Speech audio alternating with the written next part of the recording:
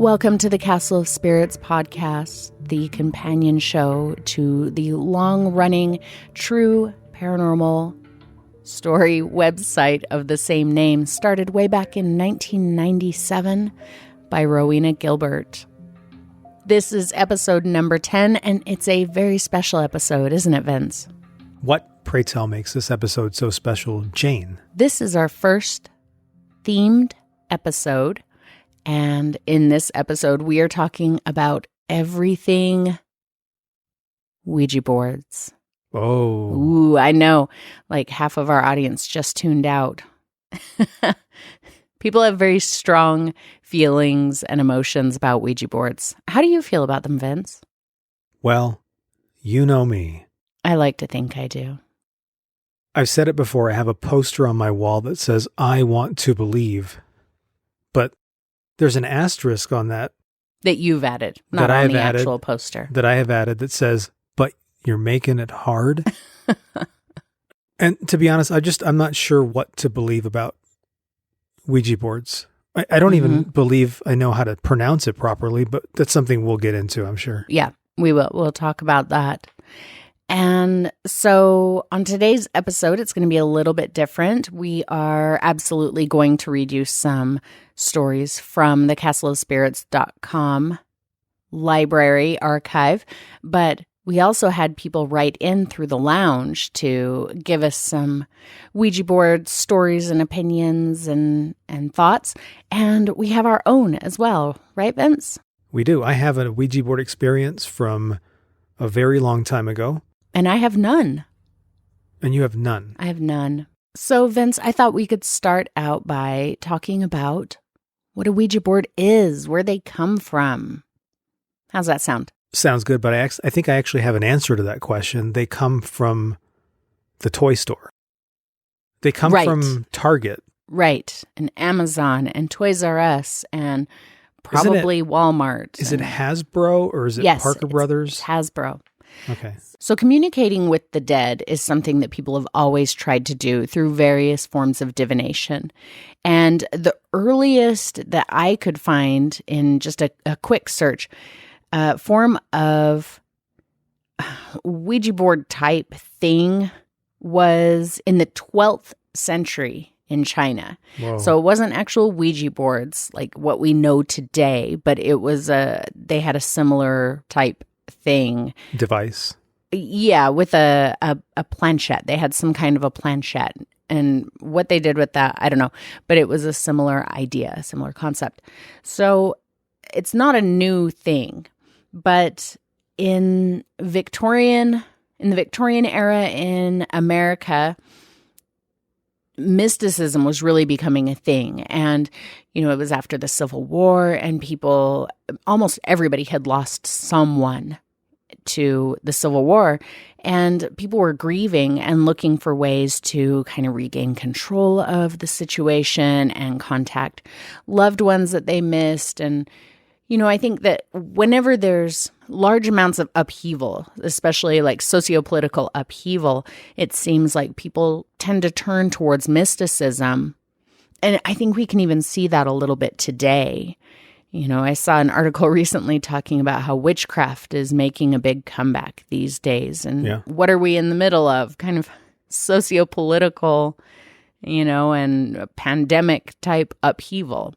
So people were, you know, looking for ways to contact loved ones who had passed on. And a lot of times they were turning to mystics and mediums who could, you know, who quote unquote could help them contact dead loved ones, whether most of them actually did or not. That's why the quote could.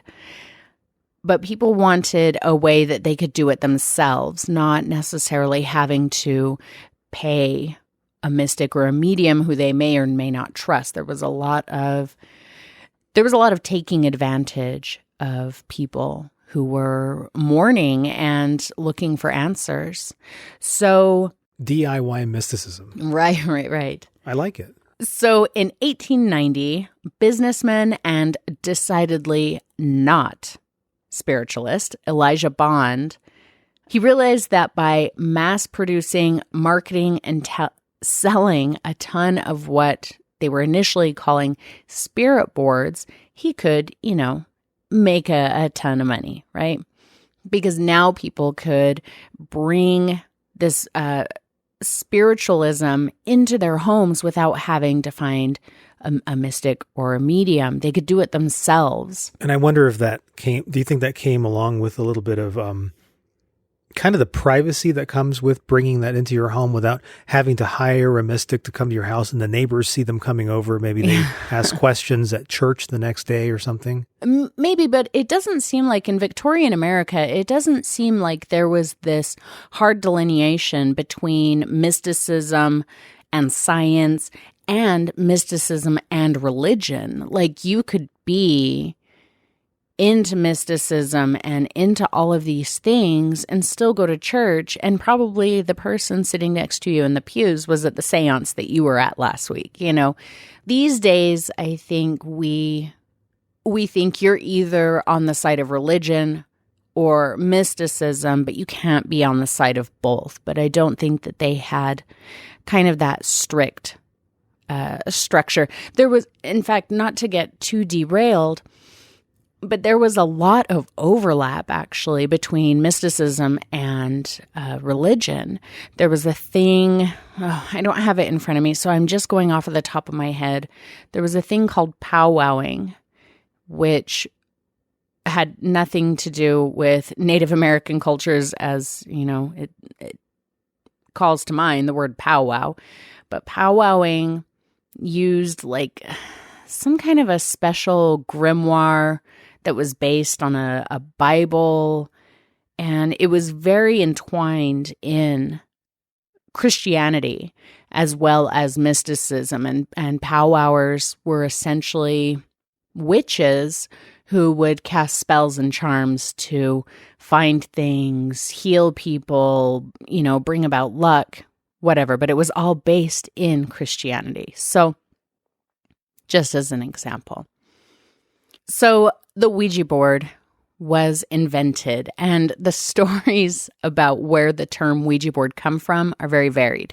So I think we've all heard, and do you want to tell us, Vince, from the movie Witchboard, where did the term Ouija board come from? Yes. One of my favorite movies about Ouija boards, wherein one of the main characters explains that it's Ouija, the pronunciation, that it's based on the French and German words for yes, oui and ja. Ouija, as he says. And you're watching the movie and you're going, well, then, Mr. Know-It-All, shouldn't it be Ouija? Ouija, the Ouija board? And that's probably why they called the movie Witchboard instead of Ouija board. Yeah, so there's that story. And then there's also the story that Bond said that he was playing with the Ouija board and asked the board what it should be called, and the Ouija board came up with that title. But that's also just a story. So the story that I think is more likely, and it seems to be the story that most people say is this is the true story, and I'm getting this out of the Smithsonian Magazine article. There's a link in the show notes to it. It says that Elijah Bond's sister-in-law, Helen Peters, who was a, quote, strong medium, was at a seance where they were using the board, and she was wearing a locket with the picture of a woman on it, and the woman's name was above her head, and they think that it was Ouida, Ouida. It was this activist who Peters was an admirer of, and that Bond saw that and misread it as Ouija, and that's where the name actually comes from. Interesting. Mm-hmm. I like the story about we and ya.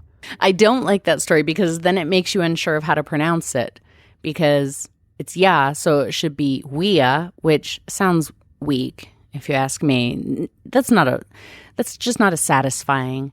We're going to play Ouija. What does that mean? That sounds like an exhalation. Ouija. Ouija. That does sound fun, actually. But it's, you say Ouija. Yeah, I don't know where Ouija comes from. And it's not spelled Ouija. You say Ouija, but then you feel like you're mispronouncing the German word for yes. So I do like the misinterpretation of the name Ouija as Ouija, and so that's kind of the one that I ascribe to. So I guess the one thing that I never really knew was that the Ouija board is a distinctly American creation. Yes. Therefore, it makes a lot of sense that we pronounce it wrong. Right. Because we do that with a lot of things. Right. So I think that's another misconception that a lot of people have, is that Ouija boards are, these ancient things that you can find it in some, random tomb or whatever. They were invented in the 1890s. So, but didn't he didn't base the design on something? No, not as far as I can tell. I mean, they had automatic writing, right? Where a medium would have a pen and a paper and would commune with spirits and then would write on paper. There was another one where they would ask a question and then start at A. And the spirit was supposed to knock when the next letter that they wanted was said. So you might say, "What is your name?" A. B. C. Knock. A. B. And that would take forever and ever and ever. So there were things like that. And I imagine that there were some kind of, I think we've all seen the makeshift Ouija boards with the pieces of paper torn up, laying on a table, and you use the glass to, point at a piece of paper. I think we've all seen things like that. And actually, that does remind me, though, that when I was just doing a little research for this episode, I was just looking through there's a whole bunch of stories on castleofspirits.com. There's so many Ouija board stories. Have to do with Ouija boards. So if you just go there and you search Ouija board, you get a whole mess of stories. Mm-hmm. And in one of these stories, the story was called "I Let Them In," followed by the number 2, because there were more than one story on the website with that same name, by Brigitte in Arizona from January of 2005. And it was just a really interesting story in that she mentions that they played a game of pencils. Does she explain exactly what that is? Yeah, she says in pencils, you have 2 people, each holding 3 pencils by the tips. Then you place the free ends of the pencils together to form a rectangle. I don't understand. Before we'd start, we usually just ask for a spirit to come forth and budge the pencils. Then we go through with the rules, explaining it to the spirit, like pushing them inwards means yes, outward means no, and then they proceed to asking questions. So they're asking yes/no questions. It sounds almost like a pendulum type. Yeah, and then I did even more research, and when you search that, a Wikipedia article comes up for Charlie Challenge. Yeah, I know what Charlie is. Right. It's a divination game in which the answer to a yes or no question is found by waiting for a balanced pencil to point towards the yes or no. Yeah, Charlie was a really big thing, at least in the U.S. What was that, about 10 years ago? Maybe not even that long ago. I remember that there were a lot of news stories about how Charlie was like taking over your children, and they were getting possessed. Yeah, that was apparently a thing. So Vince, after the Ouija board was invented and everybody could get a hold of one and have, seances and parties and just play with it in their home, it became a really big thing. Like, so many people had Ouija boards, and it wasn't something to like hide or be afraid of. People played the Ouija board with their families at parties. It was like a parlor game, and it was a fun thing that people do. There was even a Norman Rockwell painting of this, quaint early, turn of the century couple sitting with their knees together with a Ouija board on their lap playing the Ouija board. It was really just not something to be afraid of. Like, everybody did it. And guess what? People weren't getting possessed left and right. I was going to ask that question. I was going to say, was this then followed up by a national rash of possessions and horrible demonic things? Possessions? Although there is the argument to be made that within 20 or so years, 20 or 30 years, the U.S. was involved in World War I. Oh, so you are attributing... But the war wasn't here. It was over there. Was this something that spread overseas, the use of Ouija boards? Do you know? I mean, I don't really know. I imagine so. But I think it's interesting that it is a very uniquely, American thing. I do want to point out, because I'm sure there's a lot of people going, well, William Fuld, he was one of the people who, supported the production of Ouija boards. In fact, he built a factory to produce them, and he died in a freak accident. He did. He fell off of his factory that he said a Ouija board told him to build. But He fell off? He fell off a building. Or was he pushed? Or off of his factory. Right, a Ouija How do you board pushed fall him. off your factory? Well, it was, he's probably up there like inspecting something. Factories are big, and people tend to fall off of rooftops when, I don't know. It's a thing that happens. And I think that just because... The roof did nothing. Gravity was his enemy. Right. I don't know. I think that it's a coincidence. Let's remember, friends, the saying that correlation is not necessarily causation. Okay? So just because something freaky happened at one point, it doesn't mean that it was necessarily done. It's not necessarily proof that Ouija boards are evil or, bad things happen to people who have never touched Ouija boards. So, and great things happen to people who use them all the time. So you can't point to Fuld falling off of his factory and say, see, that was Ouija boards. But anyway, so Ouija boards actually had, a big successful period. There, of course, were stories of people who were getting like obsessed with it and the mysticism part. And well, that happens now with of course, Dungeons and Dragons, stuff like that. But it happened before Ouija boards too.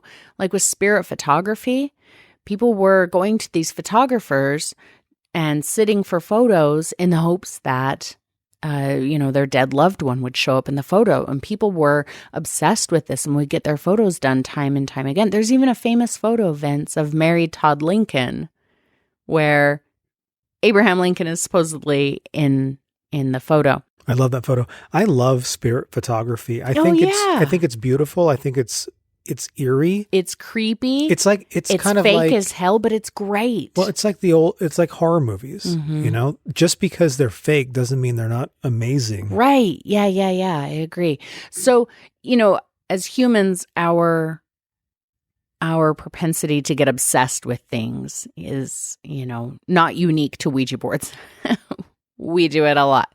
So anyway, throughout the next, 70, 80 years, almost 90 years, the Ouija board had its ups and downs, but mostly it was considered just this fun parlor game.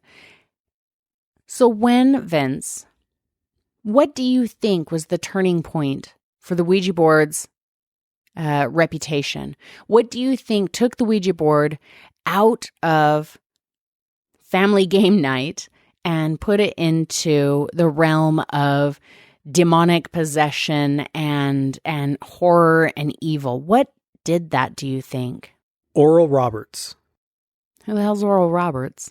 You don't know who Oral Roberts is? I guess not, but why did this person's parents name them Oral? Is it spelled O-R-A-L? Yeah. Horrible. Don't do that to your children. He was an evangelist, a televangelist, one of the very first ones. Mm. And he died, back in 2009, but he was very active all throughout the middle of the 20th century through to the end of the 20th century. He probably didn't like Ouija boards, but that's not where our story takes a turn. Do you want me to tell you? I can tell you exactly the year that the Ouija board's reputation changed. Wait, forever. Was it the Pope, the Vatican? No? No, but I believe he has something to do with... Okay, then tell me. So the Ouija board, the reputation of the Ouija board actually flipped from harmless parlor game to demonic possession tool in 1973. And Vince, do you know what happened in 1973? I turned 4. Was it the end of the Vietnam It was your War? birthday. How dare you? I pitched a fit, and everybody said, it must be the Ouija board. It was the Ouija board. No, it was actually the release of the movie, The Exorcist. No way. Yes, The Exorcist was so...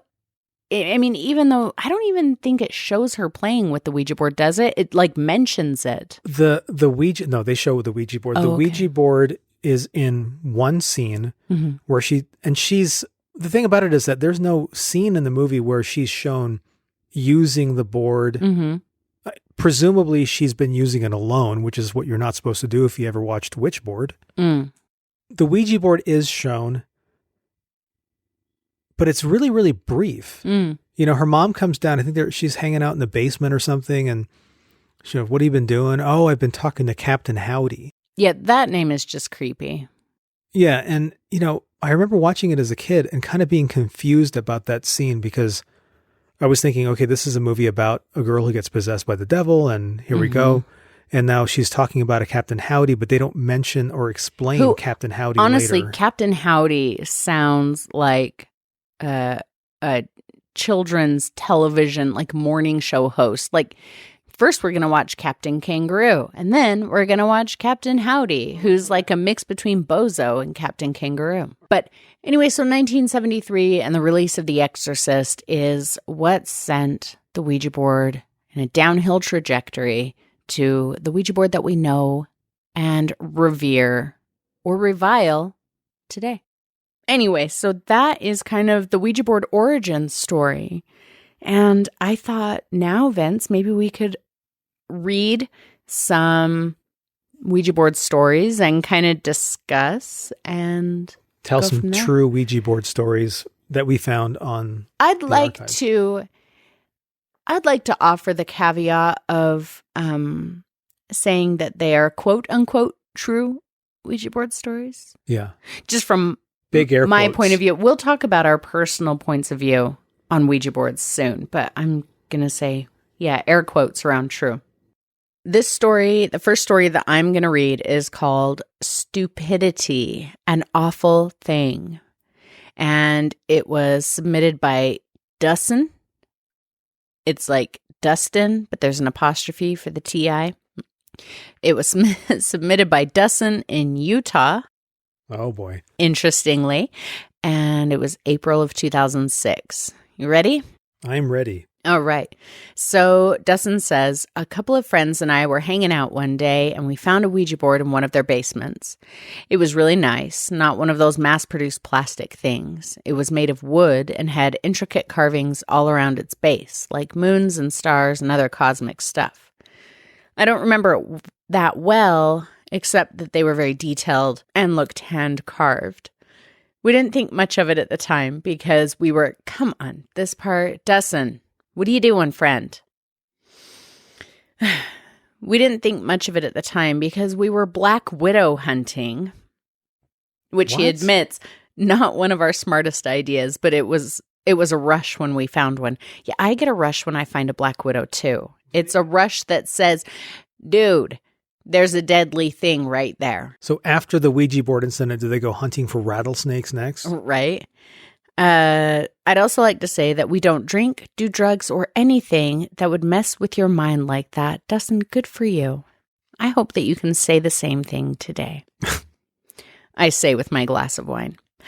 Day turned to night, and we had given up our hunt and started playing Xbox. We got bored shortly after, so one of my friends decided to go get the board. A board for the board. Oh, ba-dum-bum-ts. All right, so when he brought it back, I swear it had grown at least a foot in all directions from the last time I saw it. And then he says, not important. It just intrigued me. Wait, the Ouija board had grown an extra foot? Yeah, that's what he says. Okay. It wasn't important, just intriguing. Just in passing, I noticed that this inanimate object had suddenly grown to twice its size. But I kind of understand it. I mean, if you see something that seems harmless. And then you see it again when you have to confront it, and it now seems a little more intimidating. It's probably going to seem larger. So maybe that's what was happening there. Anyway, we went on to ask it stuff and nothing happened. So my other friend went to his computer and looked up some ancient druid chant to open some vortex thing. I don't know the specifics. No one else went with him. All he did was print out what we were supposed to say. It was mostly just weird word combinations and a few summoning phrases that I can't remember. This was almost a year ago. I do remember feeling pretty silly going through with it. This I remember clearly, though. The same friend who got the paper all of a sudden asks for it to give us a sign of all the stupid things to do. That's what Dustin said, not me. Well, I was very upset with him, but he defended himself by saying that's what the site told him to do. And as it turns out, it said to not ask for a sign or anything else like that. It even put it in all caps and bolded too. So what did he get this? Like getpossessed.com or something? No, it said not to do that. Don't get possessed. So Dustin, you need some friends who can read, friend. Well, after that, he was pretty embarrassed. Dustin's friend, not Dustin. But nothing happened for about a half an hour, so we just gave up ghosts for the night. Time release hauntings. Yeah. He says our attention spans couldn't quite handle nothing happening for that long, which I'm on board with that statement. Later, we got back on the Xbox and started playing. And we heard my friend's parents get home. It was about 9 p.m., about an hour early. So he decided to go into the garage and jump out when they got out of the car. Well, he waited about 10 minutes just sitting there before he decided to look out a window, and no one was there. While he was looking, he heard about 2 inches from his ear someone smacking their lips like they had dry mouth and were preparing to speak. You don't know what that sounds like, do you, Vince? It sounds like I was hosting the damn evening. When he spun around, there was no one there, which is about when he came walking back to the basement at a very brisk pace. While we were down there, we heard a number of doors slamming and knocks over our heads like someone was kneeling and punching the floor over and over, which doesn't sound that scary, but it was the most frightening experience of my life. Wait. Au contraire, Dustin. Doesn't sound that scary. That sounds terrifying, You're friend. messing with a Ouija board. Horrible. We know that there's time-release demons involved in this, and there's pounding on the walls, and that's not that scary. It's pretty damn scary. Dustin. Yeah. Come on. It's scary. Then some guy started screaming bloody murder down the hall from us in the basement. That's not something I ever want to hear somebody screaming, No. or the words bloody murder. Mm-mm. When I looked down the hall, I saw what looked like a transparent hunchback limping toward us. Oh. The way he was moving, I know. The way he was moving was not like a normal person would. It was like a glitching computer. He would jump forward or backward or to a side, then back to his normal place again. It was just strange. After this, I ran faster than my legs could take me out of this house, forgetting my friends until I stopped across the street and noticed they were right behind me. I guess they didn't see the guy, but when they saw me running, they felt like they were snapped out of a trance. After that, nothing major happened in his house, and I was only in his basement long enough to move the TV and Xbox upstairs. It might have been the chant, but I'm almost sure it was his invitation that provoked it. So, that is Dustin in Utah, his story from April of 2006. It's called Stupidity, an Awful Thing. So, Vince, let me ask you. You've played with a Ouija board before. Mm-hmm. Have you ever experienced anything like that? In particular, the hunchback in the hall and the screaming. I have not. So, me either. I mean, admittedly, I've only used a Ouija board a few times. I don't have a lot of Ouija board experience, but nothing like that has ever happened to me. But what I find interesting is when I was searching through the library archive today, trying to find a story to read, I can't even tell you how many stories where people said that there was screaming, that like they start playing with the Ouija board, nothing really happens, and then the screaming starts. The screaming from the players? No, in the just like random screaming in the house. And I'm like, what is with all this screaming? Demonic screaming. Why is there so much demonic screaming? And why haven't I experienced it? And I don't know anybody who's experienced demonic screaming. We could break out that Ouija board right now. And do you think that we'd get some screaming in our house? I don't think we would. I don't think we would either. All I'm saying is screaming in these stories seems to be a common theme, and I have never experienced that before. So I don't know, maybe I'm doing it wrong. Maybe some people have these creepy experiences with Ouija boards and they're just like, but nobody's really going to believe me. So let's just turn it up a notch. So let's not get a tape recorder? I mean... Well, you don't go into a Ouija board session expecting your house to be rattled by, ghostly screaming. I think that expectation has everything to do with the experience. So I agree with you on that. I do. And we'll get into the science of Ouija boards in a little bit, because I think that my personal opinion is that that's kind of where the explanation for how Ouija boards work lies, is in that nasty word, science.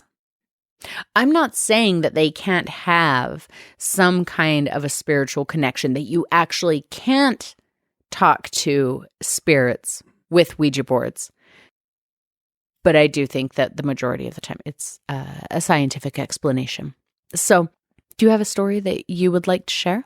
I do. Ooh, let's hear it. Whilst rummaging through the Castle of Spirits archive/library for Ouija board stories, I came across an interesting one. Okay.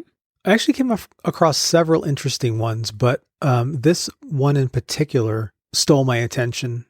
And I think this story actually speaks volumes about what I was just saying about how expectation really makes the experience. Mm-hmm. This one's called Tug of War, submitted by Kelly in Wisconsin, USA, February 2012. Okay. One day, a couple of my friends were playing on a Ouija board. None of us believed in it completely, and we were asking it some pretty dumb things you probably shouldn't ask. That's so funny. I think, a lot of the stories that I read, they say the same thing. We were asking it questions that we probably shouldn't have. And a lot of dumb questions. Yeah. You never hear like professional interviewers being involved in Ouija things, in Ouija experiments, because they probably ask much more interesting questions than this one, which is the first thing we asked was if it was a good spirit or not. Mm-hmm.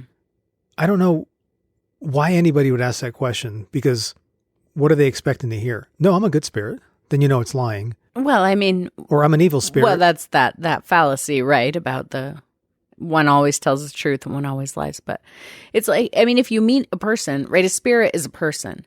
So if you meet a person at the grocery store, you're not going to go, oh, wait, are you a good person or a bad person? So anyway, go ahead. You can ask them if they're weird. Yes, I am weird.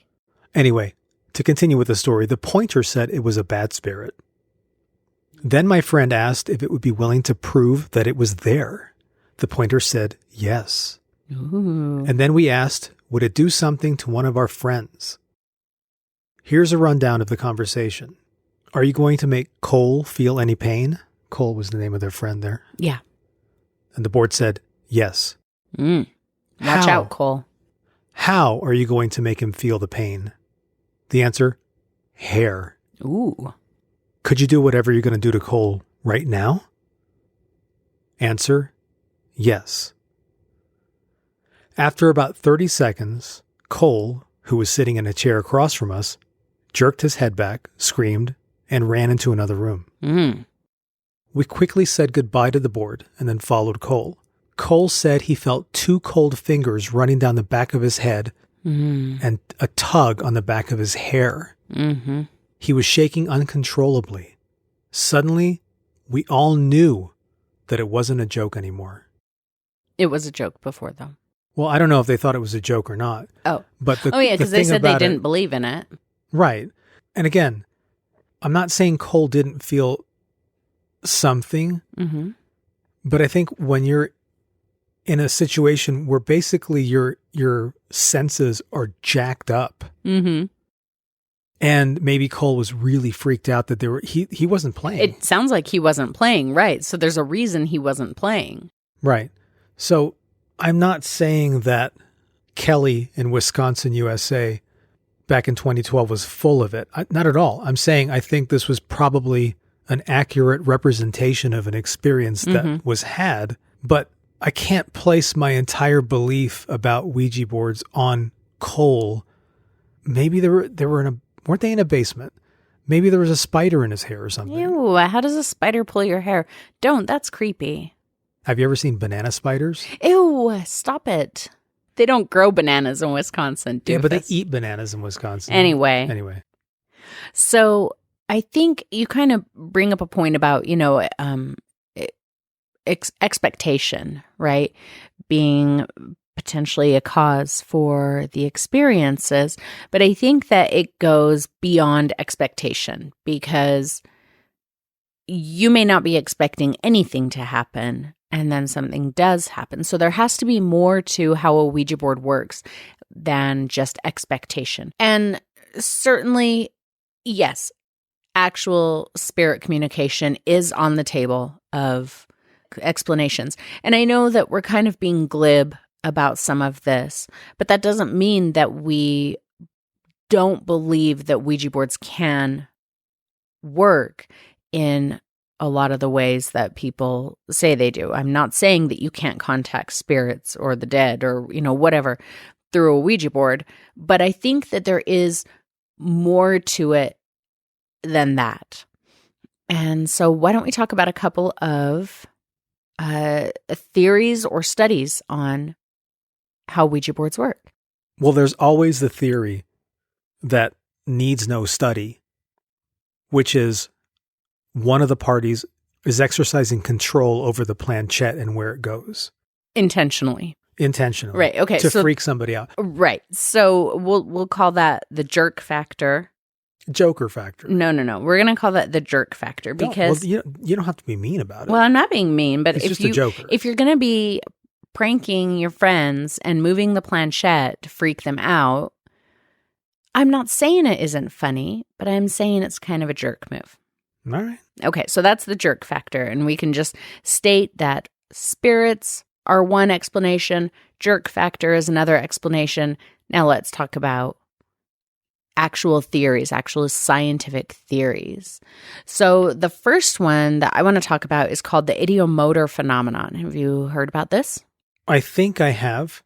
So it's basically, and I will put there's a Wikipedia article about it in the show notes. And it's basically where a person is making movements even though they believe that they're not. So even though you may believe I'm not moving the planchette, it's a force outside of me that is moving it. The ideomotor effect or phenomenon says that you probably are the one who's moving it. And when you get a bunch of people who, might have suggestion, right? Maybe it just kind of starts drifting in the first time. It just kind of starts drifting one direction and stops on a letter. And it might be a J. Well, what's going to come after a J? Probably not an M or a Q. It's probably going to be a vowel. And so then you anticipate, the next letter is probably going to be a vowel. And one of the participants, whether it's, even if they believe that they're not moving it, chances are they are in a way influencing it to go toward a vowel. And then them or another party would say, oh yeah, that vowel makes sense. And their ideomotor phenomenon effect would stop it on that vowel. And I think it's possible that you can have an entire conversation through the Ouija board, quote unquote conversation, and really it's this ideomotor phenomenon taking place. That's interesting. I mean, I've had things like that happen to me, not with a Ouija board or a planchette, but I remember one time I set my drink on the carpet for 2 seconds to get comfortable. And I crossed my feet and I thought to myself, be careful with that drink. Mm-hmm. And my foot, it was like, what do you call that? Alien hand syndrome? I had alien foot syndrome, and it straight up kicked that drink because over. there was a suggestion. Because there was a suggestion of don't do that. Wouldn't it be awful if I spilled my beautiful drink all over the, the old carpet drink and left a stain? And my foot, I swear, it just went boom, like the foot thought, oh yeah? Here's your drink now, buddy. Clean it up. So I believe in the ideomotor effect of which you speak. Mm-hmm. Well, good. So it says here in the Wikipedia article, which I think is interesting, as in responses to pain, the body sometimes reacts reflexively with an ideomotor effect to ideas alone without the person consciously deciding to take action. The effects of automatic writing, dowsing, facilitated communication, which I don't know what that is, but there's a Wikipedia link, so maybe I'll check it out, and Ouija boards have been attributed to the phenomenon. The associated term idiodynamic response applies to a wider domain and extends to the description of all bodily reactions caused in a similar manner by certain ideas, e.g., the salivation often caused by imagining sucking a lemon. And just saying that, I started salivating, which is a secretory response, however you'd say Secretory. Secretory response. The notion of an idiodynamic response contributed to James Braid's first neuropsychological explanation of the principle through which suggested operated in hypnotism. So it sounds like it sounds like they're saying that the ideomotor response that you have when playing with a Ouija board could be like a lightweight form of self-hypnotism. Interesting. So anyway, the ideomotor response I thought was really interesting. And I've definitely, in the few times that I've played with a Ouija board, I feel like I've recognized that kind of thing happening with me, where I may not necessarily be intentionally pushing the planchette, but I feel like I know where it's going while it's on its way there, which to me says that I do have some kind of an influence over it. Well, I remember a couple of years ago, you and I bought that Ouija board.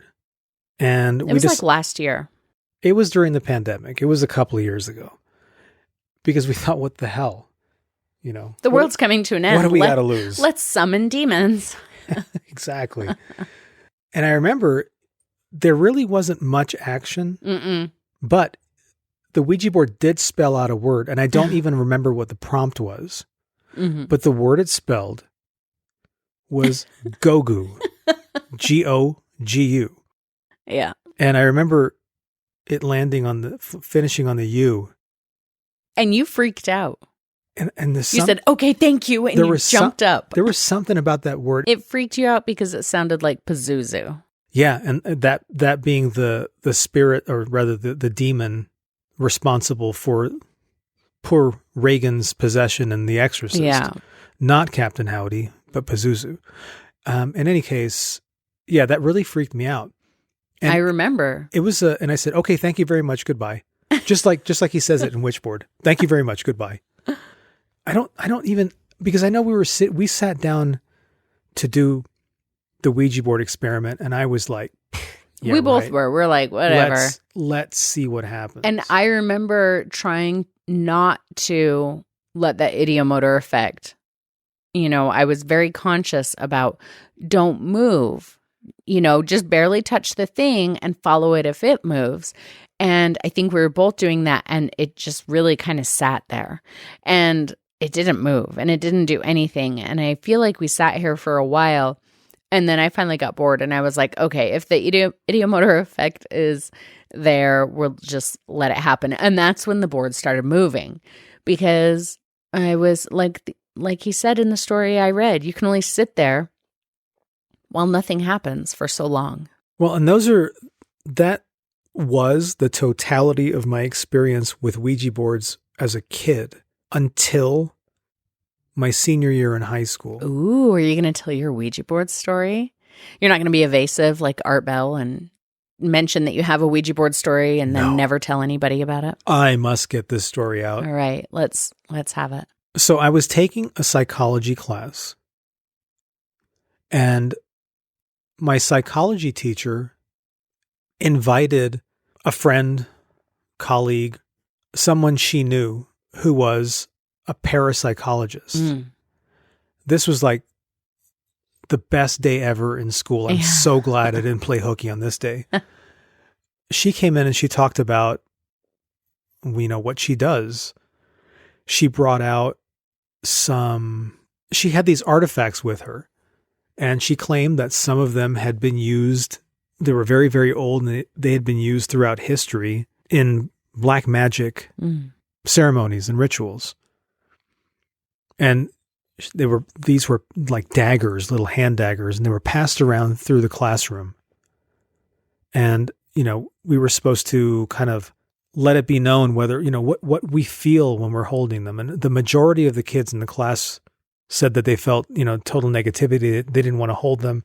Of course, when it came to me, I had something to prove. And I was like, hey, man, this is cool. I'm there's nothing wrong with this. I can hold this all day. And then she brought out a Ouija board. Ooh, this is where it gets good. And she was showing it to the class, and she said, well, we're not going to use this because, Because we don't need demons in home ec. Exactly. Right. It was psychology. Yeah, but demons could get to the home ec classroom too. I'm sure it was just across the hall. Or wood shop. Or wood shop. That would be even more dangerous. Really dangerous. There's table saws. So the bell rang, and that was like fourth period, and I think lunch followed. So some of us hung around afterwards and just kind of congregated around this parapsychologist person. And the teacher left. She said, oh, okay, thank you very much. And, for coming. And she split. And no sooner had our teacher left the classroom than the parapsychologist said, okay, who wants to try the Ouija board? And she sits down at this table, and I was standing right next to her. So I was like, okay. And I plopped down next to her. Mm-hmm. And everybody kind of gathered around, and, it was all, it was exciting. And we put our hands on the planchette, and she asked, is there anybody here who wants to communicate? And in all my past experiences using Ouija boards, there had been no movement. And all of a sudden, this thing started cooking across that board. It spelled out the name Tom 1864. Or 1865, I don't remember which. I remember as it was moving, it's the question that you always ask, are you doing that? Are you doing that? Yeah. And we were both saying, yeah, no, I'm not doing it. I'm not doing it. That thing was moving like crazy. And I remember my fingers were hovering just above the planchette, but I could tell that she wasn't moving it either. And this thing was moving on its own. And then the freakiest part about it was that it sort of it darted off really fast to the edge of the board. Like off the board? Like the communication had been broken. When it did the darting, it was not pushed. It was moving on its own. And that was one of the freakiest things I've ever experienced. So I don't disbelieve entirely in Ouija boards. I think that maybe the vast majority of people who use them, maybe they're having that ideomotor effect happening, and there's a lot of expectation. Young people getting freaked out. Yeah. Well, you said something today when we were talking earlier about, maybe a lot of what happens is like a panic response, like panic attacks or, something along those lines. Oh, yeah. Because, reading through some of the stories on the website, there are people who say, oh, suddenly I couldn't breathe. Yeah. And, I got sick and I had to go to the hospital. And of course, that sounds like a panic response. Yeah. So somebody freaking themselves out. And of course, that's perfectly explanatory. That doesn't mean that you have a demon inside of you or something. And right. I wasn't followed home after fourth period psychology class or anything like that. But it stays with me even after all these centuries that I was right there, and I could tell that she wasn't manipulating that planchette, and I know I wasn't either. Mm-hmm. There was something, it was moving on its own. Mm. And that was the freakiest thing. I've never had that happen since. Do you have much Ouija board experience past that? No, I think the next time was in with 2020. me? So. Yeah. So I have used a Ouija board very limitedly in my life. And not because I was ever, I don't know that I ever held to the whole, you're inviting in horrible negative things. And, I've always been curiously skeptical. I would say cautiously, curiously skeptical, if that makes sense. Like, well, yeah, you have respect. You do have to yes. have a little bit of respect for something, especially if you don't entirely understand it. Yes. So I have that respect and I am cautious about it. I'm definitely curious about it, but I'm also really skeptical about it. And I feel like that's a good, healthy balance. Until you and I bought that Ouija board in the last year. It was last year. Don't listen to him. The only other time I remember was when I was in like 8th grade. I discovered that my stepsister had a Ouija board and I kind of took it. I stole a Ouija board. And I remember one time sitting on the edge of my bed, and I was all alone in my bedroom. It was in a creepy basement, and I had it on my knees, and I know that I used it in some way, but I don't remember anything about it. I don't remember what I asked. I'm pretty positive nothing happened because all I remember is sitting there with it on my knees and preparing to use it. So you, at this point in your life, you had not seen Witchboard yet. Oh, I think I had, yeah. You'd seen Tawny Katane using that Ouija board by herself against the strong urgings of Brandon to not use it, and you did it. Pretty sure I'd already seen The Exorcist also. And I remember telling my friends that I had it, and they were all excited about it, and I loaned it to one of my friends, and I never saw it again. So that was the extent of my Ouija board experience. I have no experience to share. But one other thing I wanted to talk about, I think that there is, remember I said earlier that correlation is not necessarily causation, or, any number of ways that you can bend that meaning. I do have a Ouija board story to share, though it is not mine. Are you interested? I am. Okay. So it's actually my mom's story, and she's told me this story many times throughout my life, and I think it's a great story. I think it's a great coincidence, anecdotal story. I don't think it proves anything. Well, let us be the judge. Okay. So my mom said that when she was a kid, she was at a neighbor's house and they were in the backyard. So this was just when they had come out, the Ouija boards. Ha, ha, ha. This is in the 60s. So they're underneath a picnic table. They had a picnic table in the backyard. And they're underneath the picnic table, and they had like blankets draped over the table. They're getting all creepy on a bright summer day, right, in the backyard. So they're under this picnic table with the Ouija board, and they're just a bunch of, young teenage kids. And they're asking it all the standard questions that young teenage kids ask the Ouija board. And one of the questions that they asked was, who is going to die first? And the Ouija board pointed at one of the boys who was playing, one of the boys under the table there. And so they're all like, ooh, that's so scary. You're going to die first, whatever. So a couple minutes later, another neighborhood kid came running over, or the boy who it pointed to, he lived across the street from where they all were at this time. So another neighborhood kid comes running over, calling this kid's name. I don't know what his name was. Jerry. We'll say Jerry. Jerry, there's somebody at your house. There's a delivery man at your house. So he exits the little, creepy cave under the picnic table and goes across the street to his house to see who this delivery person is. he comes back and he tells him that it was a guy who was delivering funeral flowers, but it was the wrong address. He had the wrong address, but he was trying to deliver funeral flowers to the house of the kid who the Ouija board told was going to die first. I just thought that was nice and coincidental, and it kind of gives you that little shiver like, ooh, that's creepy. But does it mean anything? I don't think so, because the kid didn't die. Like, not that day. The funeral flowers were not meant for him. I did ask my mom, did he? And she's like, oh, I don't know. I haven't seen him in years. But he certainly will someday. And when that day happens, we know that the Ouija prophecy would have come true. Right. Maybe they all die in their 90s, but he died first. So the Ouija board was right. That's still a pretty good call, though, if he's the first one to go.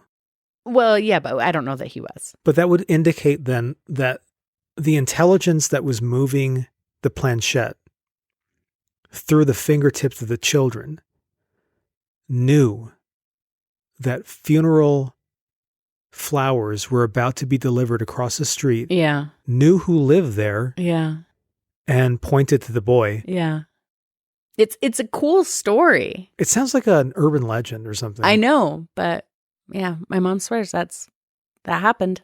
That's a trip. You know, we actually do have some other stories of true Ouija board occurrences that we received in the last week. Yes. Through the lounge. Yeah. We asked for your Ouija board opinions and stories and experiences and whatever, and you guys came through. So thanks. So we'll read a few of those. All right. So let's start with this one. It's submitted by Anonymous. They didn't put any name in, and I actually haven't read all of these all the way through, so I really don't know what I'm about to spill into your ears. I like this. This has the whole open lines vibe. It kind of, yeah, it is a little Art Bell open lines, isn't it? Okay, so Anonymous says, I've been fascinated with Ouija boards for more than 25 years. I was never taught that they were evil or that I should stay away from them. Samesies. My grandmother even bought me one for my 11th birthday. Aw. I was told it's a game manufactured by a company to make money, which is true. But the idea of being able to communicate with the dead with a toy is pretty amazing to a kid. And to me, and I'm not a kid. I've used Ouija boards many times and have never had a negative experience while I was playing. However, my friend and I would use the board often in the house I grew up in my old bedroom. Every single time we did, both of us would have our energy completely drained. We would fall asleep on the floor. We weren't playing late at night, and we were in our late teens and early 20s, so there was no logical reason behind it. It consistently happened, but only in that room.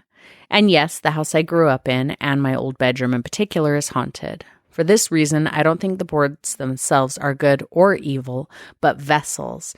And I really like that idea. I think that I really subscribe to that type of idea. What do you think, Vince? Well, speaking of Art Bell, and I must mention his name, he did say the same thing. He said that the board itself, in his opinion, is not an evil creation. It's something that's that's mass manufactured, probably right next to, some sort of Legos or something, but that it's all about the intent of the person that's using it. Yeah. I agree with that sentiment that it is intention, a vessel. Yeah. Well, I think it depends on both your intention and probably your location. If where you are doesn't have any kind of spirit activity, then chances are you're not going to get a lot going on. Whereas if you're in a place that maybe has a lot of spirit activity, you might get a lot more going on. And I think that probably the personalities that come through depend on the personality of both the user and any potential spirits that are around. Me personally, we don't have to dig into this whole thing. I don't believe in demons. So I'm just going to put that out there right now. I don't think we're calling on demons. I think that you can have spirits who are kind, and I think that you can have spirits who are mean or playful or, because a spirit was a person. And people are varied and have different personalities. And I don't think that that goes away when you become a spirit. So anyway. Yeah, that's interesting. It kind of brings up the question about whether our personalities are a result of our chemistry, of our brains. Right, the physical brain. Mm-hmm. And I think a lot of it has to do with that. So that kind of confuses me, or it leaves me wondering then how it can be that, like, if the soul exits the body upon death, how that takes part of the physiology of the body with it. Mm-hmm. Yeah, it brings up some interesting philosophical questions that we don't really have the time or the energy to dig into too deeply. Do you want me to read another one? So what else do you have? Do you have any others? Yeah, we have a lot of them. So this one was submitted by Jen, and it's a little longer. She says, it was September of 1997, and I was invited to my good friend's house for a birthday slumber party. It was a typical party, presents, cake till we almost puked, and singing karaoke with each girl thinking they could sing Jewel's Foolish Games better than the others. Then, when it started to get dark, someone said, okay, time for truth or dare. For the dare, my friend Samantha pulls out of her closet the good old Ouija board. Samantha knew most of the girls, like myself, were always told we weren't allowed to be around things like this. The excuse I was given by my adults was that it would cause possession, or it would lead me down a road I didn't want to be part of. Needless to say, I was completely terrified to be even looking at one, let alone my friends are about to set it up. In my mind, I'm like, it looks just like any other board game, so what's the big deal? Samantha and another friend, Ashley, stuck a few books in the center of the room, put a silk sheet on top, and set up a couple of tea lights, and put this board in the center. Wow, they really went all out. They did. They were really setting the mood. I like it. One girl immediately starts crying and wants nothing to do with it. I mean, there's always one at every slumber party, right? It doesn't matter what you're doing. One girl always starts crying and wants to go home. The girls want to smoke cigarettes and she starts crying. Right. My advice, let her go home. Call her mom for her. Anyway, so she plugs her ears and gets in her sleeping bag. I sit there with my heart pounding as Samantha and Ashley say, okay, let's start with the three of us. And just as an aside, Vince, in a lot of the research I've been doing, I've read that you should have threes. That 3 is kind of a lucky number or to do Ouija board with. Anyway. The ideomotor effect works better with more than 2. Probably. I'm purposefully sitting out of eyesight from Samantha and Ashley so they don't pick me to be the third person. Samantha and Ashley say, come on, you guys are all babies. Someone volunteer or we're going to play eeny meeny. Heidi volunteers and a thank you relief sets in a bit for me. How bad could it get? I'm not touching the game, simply watching. They begin by asking the board questions like, does so-and-so like me? You could tell that at that point, each girl was pulling for it to answer yes or no in their favor. Other girls start getting bored and start saying, come on, guys, let's play something else or watch a movie. Arguing starts getting louder. Someone wants to try the board as well. Uh-oh. Demonic influence already. Right, they're already possessed. I mean, they're teenage girls. They're possessed anyway. Someone wants to try the board as well, but not me. Samantha and Heidi step out of the circle, and in comes Tara and Andrea. Ashley stayed in. Immediately, as those 3 girls sat in the circle, I don't know why, but I was terrified. I felt as though someone was watching us. Thinking it was just me, I didn't say anything. Then Andrea asks the board, is someone watching us? I immediately get chills as it moves to yes. I get mad and say, okay, guys, it's obvious. It's you. This is stupid. Andrea then says, who is watching us? The board starts spelling out something. One girl is saying the letters out loud as it spells out Y-O-U. Oh, I thought it was going to be NSA. Sorry, go on. We look at each other like, okay. I get annoyed at this point and tell Andrea she's an idiot and that makes no sense. You? She says, then you try. Not wanting to look afraid, I'm like, fine. I sit in the circle with a brewing stomach pain, all while thinking, oh no, this is bad. I'm not supposed to be even near this game, and now I have my fingers on the damn thing. So because I was the skeptic but still terrified, I asked the same question. Is someone watching us? Next thing I know, for damn sure I was not moving it, but I wanted to believe my other friends were. It spells Y-O-U again. Still looking down with disbelief, we ask, who is you?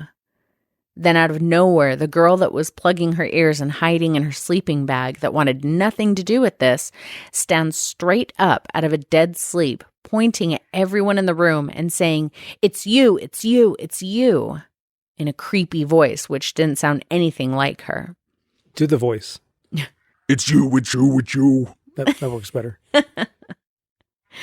I got chills and immediately stopped touching the board. The same girl then starts screaming at the top of her lungs, Get out. in the same creepy voice. The room felt darker somehow, as if the light in the candles couldn't provide, the light of the candles couldn't provide light past the darkness.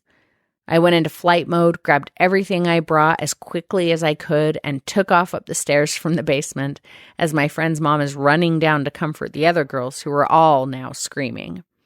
God. And chaos ensues. My friend's mom woke her out of whatever it is you want to call the state she was in.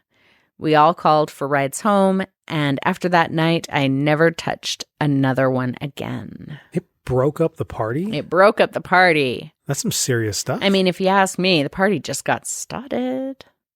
Yeah, no kidding. I mean, clearly something happened there. Mm-hmm. But I'm not sold on it being something supernatural. Well, I think the girl that was in the sleeping bag freaked out. For sure. And I mean, you were never a teenage girl, Vince. No, but I was around them. This whole story was kind of reminding me of my teenage years with my little sister and her friends coming over. Yeah. I remember slumber parties when I was a kid, and there was one party in particular. It didn't involve a Ouija board, unfortunately, but we were teenage girls, and there was definitely a freak out. Very similar, where one of the girls seemingly was using a voice that wasn't hers and started terrifying the rest of us, and we all started screaming and crying. And I tell you, man, teenage girls are creepy. They're evil. And I can say that because in many ways I am still a teenage girl. So shall I read a couple more? We have a couple more that were submitted through the lounge.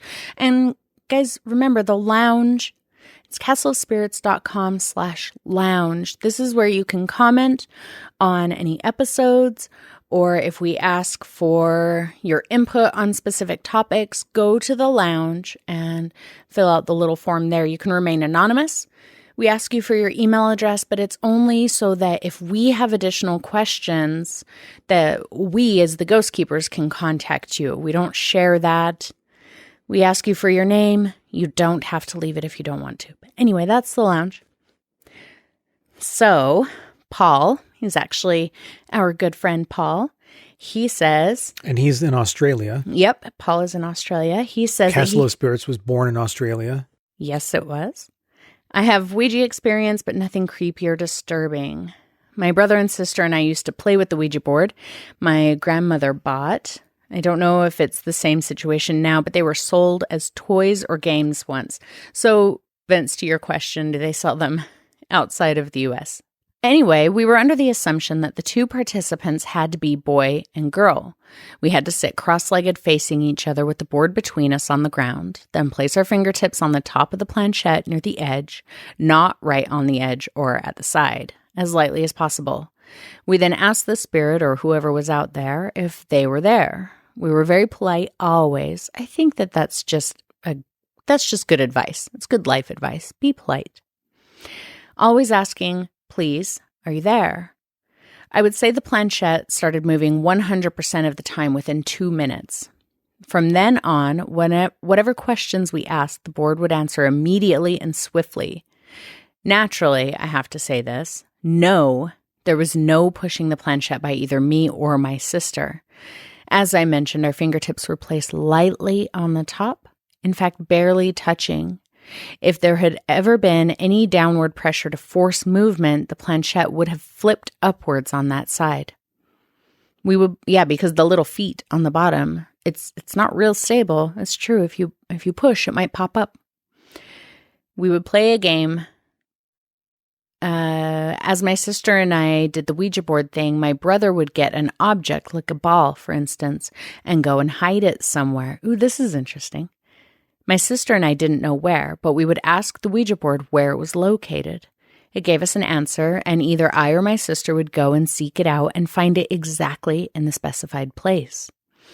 We were oblivious it had anything to do with spirits or the supernatural. It was just a game. I can't remember when we stopped playing with it, but years later when I reached adulthood, I tried it again with others, but never did get any good results. That's a really interesting way to use the board that I've never heard. Wait, wasn't there something similar in Witchboard, actually? Yes. Tawny asked where her ring was. Oh, yeah. That she lost. And David, or the demon pretending to be David, said it was in the Dran. And she said, do you mean drain? And the board said yes. And she looked in the kitchen sink or in the drain. Yeah. And she found her ring. That's right. But that wasn't true. This is true. Yeah. And I really like that little game. That's fun. And I like that he said that they didn't have any concept that it was, ghosts or spirits or anything. It was just a game that they were playing. Exactly. And that is really, from what I understand, we had talked about the kind of the Victorian era when Ouija boards were in like so many houses across America, that it wasn't necessarily about contacting the dead. It was about playing this game that was mystifying and mysterious and not always about talking to the dead. So I like that. So we have two more. Okay. I'm going to hear them. This next one is actually submitted by Teddy.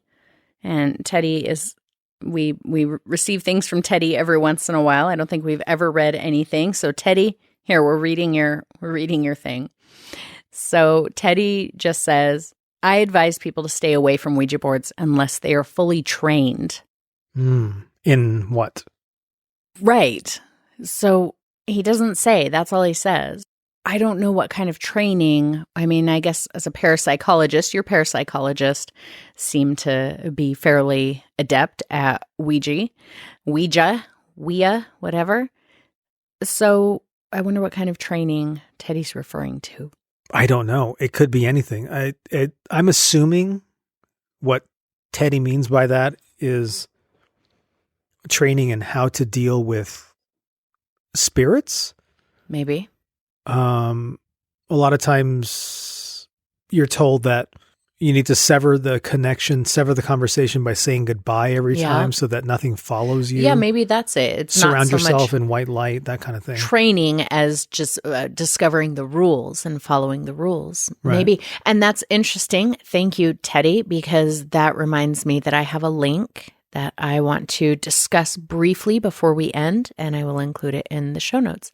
But we have one more Ouija story in the lounge, so let's read that real quick.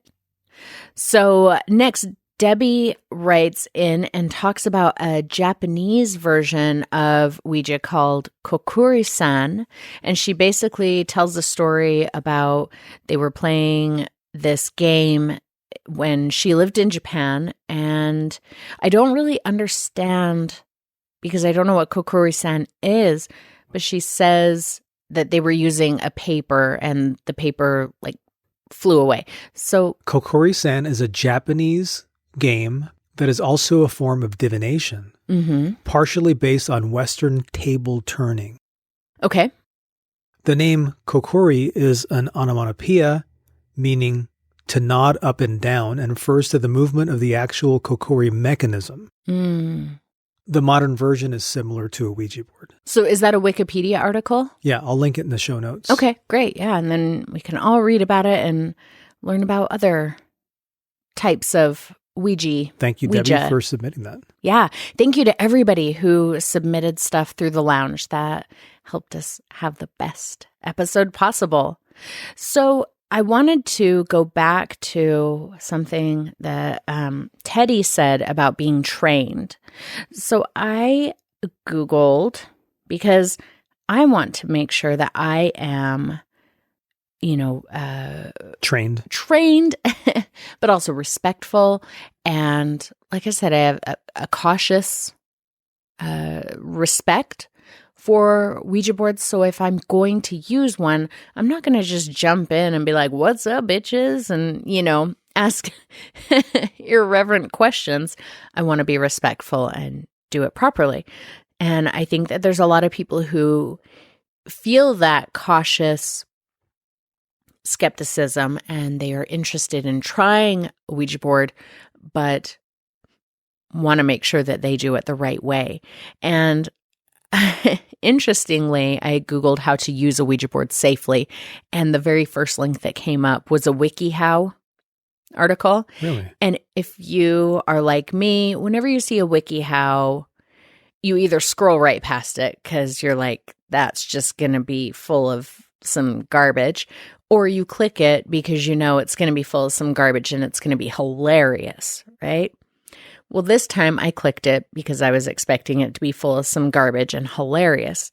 But I'm telling you that this article is actually really good and has some information that I've never thought of before. And it doesn't give a lot of explanation for some of the suggestions. It just says, do this or light this color of candle. But if you're into anything metaphysical, you understand why they're saying that. So, for example, it goes through setting up the Ouija board. It's quite long, so I'm not going to read it all to you. It's basically telling you how to do it respectfully. It does say don't use it in a graveyard simply because there's a lot of different spirit energies there, and it can just be kind of chaotic and hard to understand what's happening. Then it goes on to say to clear the space of negative energy. So it talks about using, burning sage, placing a salt circle around it, using crystals. And it talks about, using black tourmaline or clear quartz. It doesn't say why those stones, but, I understand that black crystals, black tourmaline specifically, is a very strong stone of protection, and as is quartz. So it's not just randomly telling you, oh, put any old crystal. There's meaning behind it. It talks about lighting candles, both for ambiance, but also for protection. And it says to light black candles, because black candles, which it doesn't say, they are good for protection, for creating kind of a protective space. Anyway, it really goes through exactly how to do it in a very respectful way, about being sober, asking respectful questions, lots and lots of stuff. So if you are curious about using a Ouija board and you want to make sure that you do it in the safest and most respectful way possible, do check out this WikiHow link, because I think it's got some really good information. Even, here's some questions that are respectful and good to ask, and here's some questions that maybe you shouldn't ask, and why. So don't ask for a physical sign that the ghost is there. Oh, man. Maybe this is the article that the guy in my story read, and he's like, it says ask for a physical sign. You dork, it says don't ask. Oh, oops. So yeah, do check out this article. It's got some really great information on it. That's interesting, though, about the being sober part, because, that must be something that's been known for a very long time, clearly. Yeah. Well, I think that there's a couple different reasons behind that. In the first place, if you believe that the spirits or demons or whatever can influence you or take possession of you or whatever, you don't want to be inebriated because that weakens your defenses and makes you a little bit more vulnerable to those kinds of things. But also, if you are drunk or stoned out of your gourd, you're not going to know what's real and what's not, what's actually happening, or maybe what is happening in your head because of your inebriation. So I think it's just wise to be sober. That makes sense. That really does. And speaking of making sense, when we were researching this, I came across an article that spoke of a study that was performed in 2018. Ooh, that's pretty recent. And I'll be putting a link to this article in the show notes. It's from bigthink.com. August 4th, 2018, new study reveals the science behind Ouija boards. Ooh. Basically, it's not demons, it's not the undead. The explanation is actually way more boring than you might guess. So what basically do they say is the explanation? In the story, they talk about a landmark Danish study where they employed eye tracking devices and a huge amount of data analysis. I read, it wasn't that same article, but I actually have it right here. We'll put both links in the show notes. Yeah, I read about this. They took 40 people and they asked them to participate in the study and play 2 consecutive games on the Ouija board. All of them were eye tracking devices. Which you got to wonder what that looks like. They were basically asked for the first part of the experiment to spell the word Baltimore. And with a Ouija board. With a Ouija board. And by tracking the eyes of the people in the study, the eyes flitted to the next letter based on familiarity with the alphabet and their ability to spell the word Baltimore. But when they were asked to conduct a session as usual, their tracked eyes showed that the word they eventually spelled was a combination of the efforts of the 2 parties. So kind of like what I said before with the ideomotor response, where one person might take over based on what the previous letter was, they kind of passed it back and forth here as well. Right. The supernatural part is you being unsure of the next letter.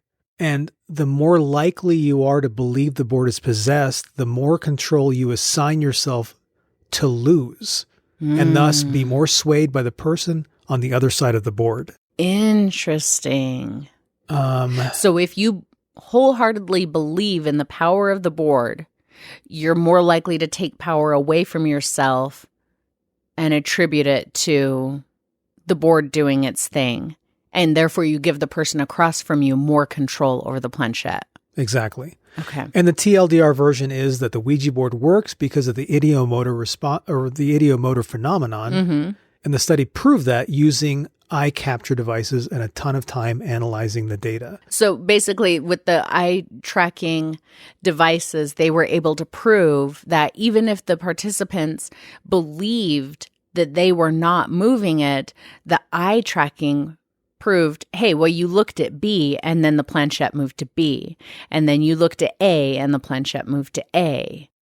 Right. In this case, it would not be like the movie Brainstorm. It would be like the movie Looker. If anybody ever saw that, you'll understand what I'm talking about. No, I have no idea. So, I feel like that's all the Ouija information I have in me today. Guys, this is really a humongous topic. We really have just scratched the surface of so many explanations and theories and concepts. It's a huge topic that we really could do an entire podcast just on Ouija boards, episode after episode.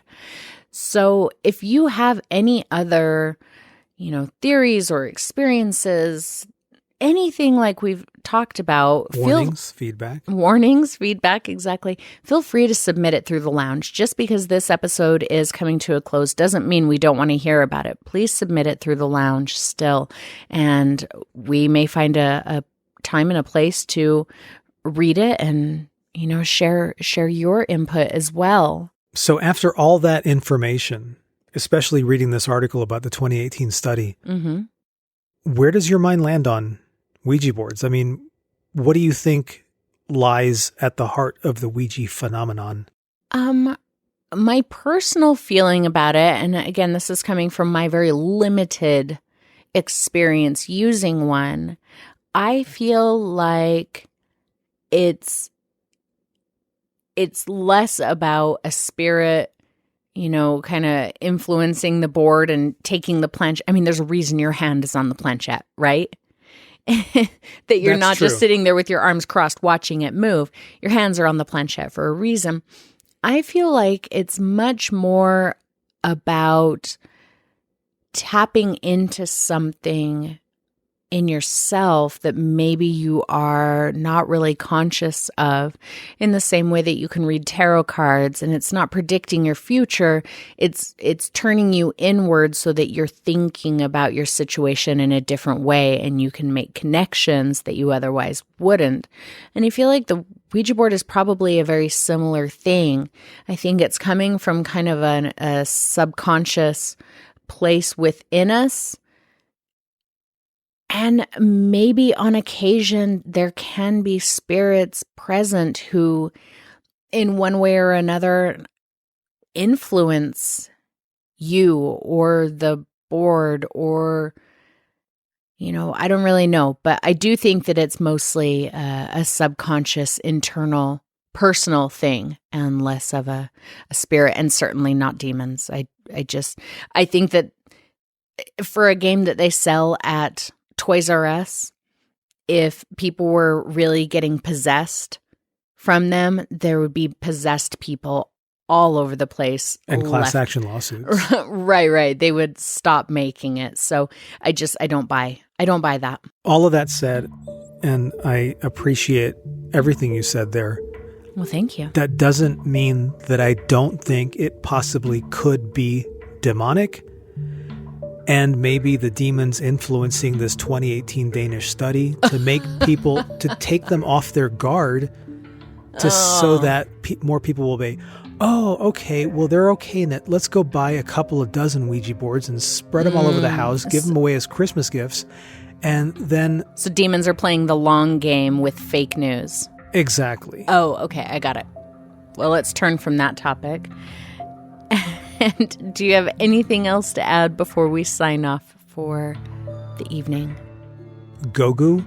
Gogu. If you're out there, please accept my sincerest regards and stay where you are. Thank you so much for listening today, everyone. We have been preparing for this episode for a while, and it was a lot of fun to put together. And we look forward to hearing your thoughts on the topic as well. Feel free to hit us up at castleofspirits.com/lounge. And for more Ouija stories, head to the Ghost Story Archive and just type in Ouija board in the search and have at it. But do so with the lights off. This is the Castle of Spirits Challenge. Take the Castle of Spirits Challenge, read some Ouija board stories in the dark, and then report back to us on how long you were able to stay in the dark without spinning around, positive that something was breathing down your neck. Ooh. And we will see you again very soon for episode 11. Go.